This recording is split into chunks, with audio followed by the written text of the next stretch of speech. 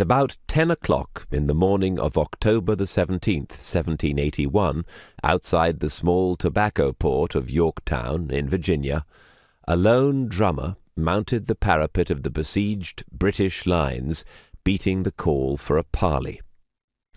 The sound of his drum was inaudible against the background of constant firing. If it had not been for the visibility of his red coat, he might have beat away until doomsday.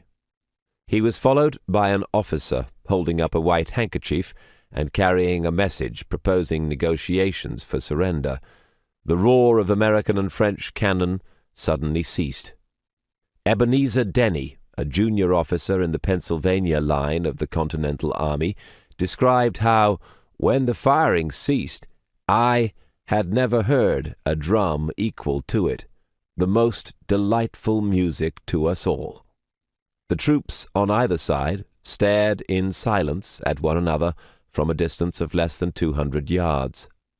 While the drummer was sent back, the British officer was blindfolded and taken to the headquarters of General George Washington, where he delivered a message from General Charles, Earl Cornwallis, proposing a cessation of hostilities for 24 hours to allow 2 officers to meet at Mr. Moore's house to settle terms for the surrender of the posts of York and Gloucester.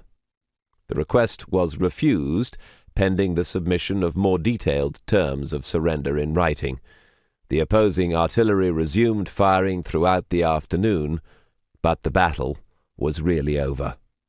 The guns once again fell silent throughout the night, and the negotiations continued throughout the next day. At noon on October the 19th, the British Army lowered the Union Jack. The victors were forced to wait for the pleasure of seeing their humiliated foe parade before them. Although Washington had specified that the surrender ceremony would take place at 2 o'clock precisely, the British and German troops did not appear for another hour. Dressed in smart new uniforms, they formed 2 columns more than a mile long. Their path was bordered on one side by American troops and on the other by French. There were numerous spectators from the surrounding countryside, beaming with satisfaction and joy. The onlookers eagerly awaited the appearance of Cornwallis. He was the object of peculiar interest.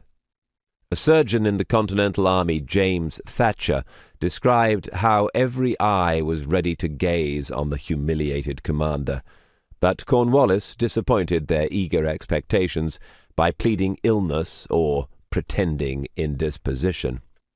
He instead sent his second in command, a ruddy-faced Irishman and plausible talker, Brigadier General Charles O'Hara of the Brigade of Guards, who had been bayoneted at the Battle of Guilford Court House, and who had long believed that Britain was engaged in an unwinnable war in America.